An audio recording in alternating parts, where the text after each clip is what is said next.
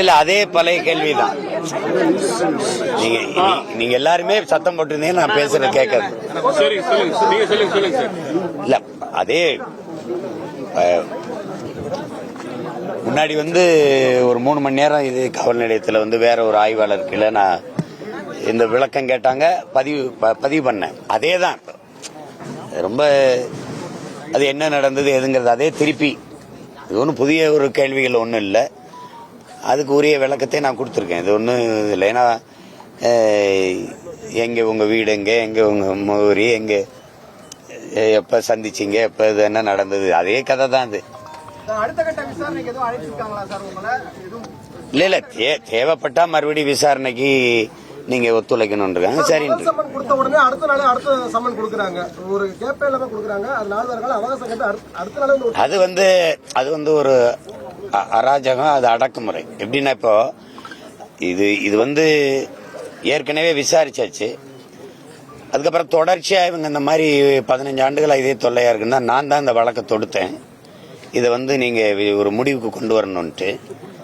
அப்ப அந்த நீதிபதி அவர்கள் இந்த மாதிரி இது விசாரிக்க சொல்லி மறுபடியும் சொல்லிட்டாங்க. 3 மாத காலம் அவகாசம் கொடுத்துருக்குறாங்க. அப்ப 3 மாச காலம் இருக்கும்போது இது 3 நாள்ல விசாரிச்சு முடிக்கணுங்கிற அவசியம் இல்லை.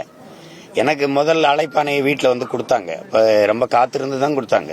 அப்போ நான் உடற்பயிற்சி கூடத்துலேருந்து வந்தேன். அப்போ சொன்னேன், நான் இந்த மாதிரி பயணப்பட்டு இருந்தேன். இப்போ நான் கட்சி வேலை திட்டமிட்டேன், எல்லாருக்கும் சொல்லிட்டோம்ல. அப்போ அந்த முடிச்சுட்டு வந்தோடனே நான் வரேன்னே.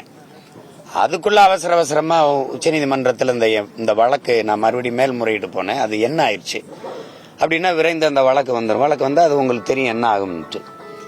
அதனால இது அவசரமா இந்த மாதிரி எடுத்து இப்படி இப்ப நீங்க காலையில இருந்து என்னை சுற்றி தான் நீங்க எல்லாரும் நிக்கிறீங்க. என்ன அசிங்கப்படுத்திடணும், அவ்வளவுதான். அதுல அசிங்கப்படுத்தணும். நான் இதெல்லாம் ஐயோ அப்பான்னு விட்டுட்டு சொந்த ஊருக்கே பொழப்பாக்க போயிருவேன்ட்டு ஒரு எண்ணம் தான், வேற ஒன்னும் இல்லை. அதுல அதுல இல்ல அதுல என்ன வேலை பாருங்க.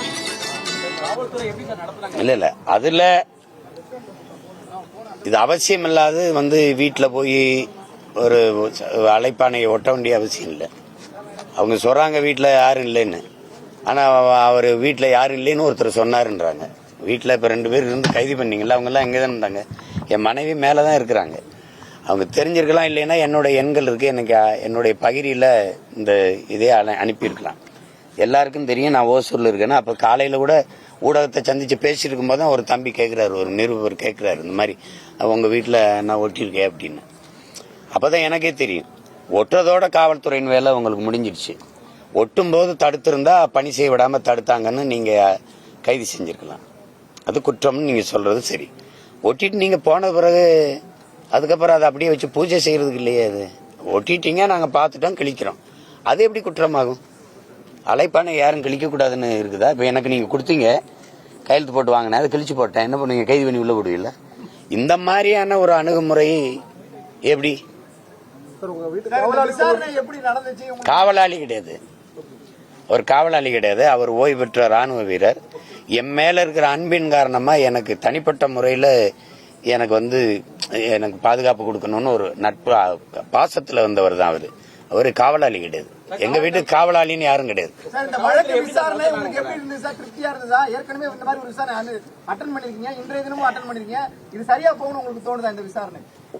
அதே கேள்விதான் திரும்ப ஒரு தடவை சொல்லுங்க. கதை நிறைய தயாரிப்பாளர்கிட்ட நான் சொல்லி பழக இருக்குல்ல, அந்த கதை இன்னொரு தடவை சொல்லுங்க கேட்பாங்கிற மாதிரி அதே கதையை இன்னொரு தடவை சொல்லி புது ஆய்வாளர்னால பதிவு பண்ணிக்கிட்டாங்க.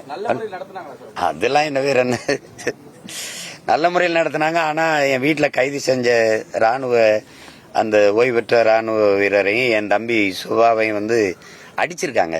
அடிச்சதுன்னா இரும்பு கம்பியில அந்த துணியை சுத்திக்கிட்டு அடிச்சு காயப்படுத்திருக்காங்க. அது அவசியமற்றது, அது தேவையற்றது. நீங்க தான் புகார் தெரிவிப்பீங்களா? உங்க வீடு தாக்கிட்டாங்க அப்படின்னு சொல்லிட்டு புகார் தெரிவிப்பீங்களா? அது கொடுத்துருக்கு. நீங்க அவர் எப்படிப்பட்ட ஆய்வாளருங்கிறத காவல்துறை அதிகாரின்னு உங்களுக்கு தெரியுது. 2 நாள்ல அவருக்கு உடனே பிடி ஆணை வருது. அப்படின்னா என்ன அர்த்தம்? அவர் இதே வேலையா தெரியுறாரு. அப்ப அந்த வேலை எப்படி? நீங்க எப்படி வீட்டுக்குள்ள போய் அவர் நீங்க கிழிச்சதுன்னா அது கிழிச்சது குற்றமே கிடையாது. நீங்க ஒட்டிட்டு போயிட்டீங்க. ஒட்டினது வலசரவாக்கம் காவலர்கள்.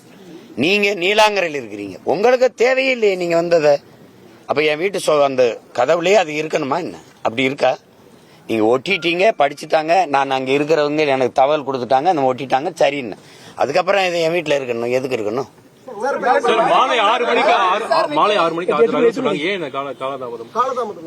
இல்ல அங்கிருந்து வரும்போது 6 மணிக்குன்னு சொன்னேன். இங்க வந்தவொடனே என் தம்பிகள்கிட்ட சொல்லியிருந்தாங்க வழக்கறிஞர்கிட்ட 8 மணிக்கு வாங்கன்னு. 8 மணிக்கு நான் கிளம்பி வரும்போது சொன்னாங்க ஒரு 10 நிமிடம் தாமதமாகுங்க. அப்புறம் ஒரு 10 நிமிடம்னே நீண்டுருச்சு. அப்புறமா தான் தெரியுது முதல்வர் அவர்களுக்கு பிறந்த நாள் வர்றதுனால அவங்க பேசுறதுனால இப்ப நான் பேசுறதை நீங்க எடுத்து போடுவீங்களா, அவர் பேசுறத போடுவீங்களான்னு இருக்கு இல்லையா? அதனால அவர் பேசி முடிச்ச பிறகு அதுக்கப்புறம் நீங்க வாங்க. புரியுதுன்னு நினைக்கிறேன். காவல்துறைக்கு அரசு தரப்புல இருந்து இந்த வழக்குல அழுத்தம் இருக்குன்னு நினைக்கிறீங்களா? இல்லாம எப்படி? இல்ல எந்த மாதிரியான அழுத்தம் இருக்கு? மொத்தமாவே இது அழுத்தம் தான். இது உங்களுக்கு ஒரு பாதிப்பை ஏற்படுத்திருக்கா? எது மன உளைச்சல்? இப்ப என்னையோ இப்ப நானோ என் மனைவி ரொம்ப உறுதியானவங்க. என்னை பெற்றவர்களோ எனக்கு என் மாமியார் எங்க குடும்பத்தில் இருக்கவங்க. ஆனால் என்னை நேசிச்சு நிக்கிற என் தம்பி தங்கச்சியில் என் பிள்ளைகள் இருக்குல்ல, சின்ன சின்ன பிள்ளைகள், அவங்க மன வலி இருக்குதுல்ல, அது ஒண்ணு இருக்குல்ல. உலகம் பூரா எனக்கு சொந்தங்கள் இருக்காங்க. அவங்களுடைய வலி இருக்குல்ல, அவங்க வலியோட சில குரல் செய்திகளை சில செய்திகளை கடத்தும் போது கொஞ்சம் அது எனக்கு எப்படின்னா வலியா இல்ல, வெறியா இருக்கு. உங்களுக்கு புரியுதுன்னு நினைக்கிறேன்.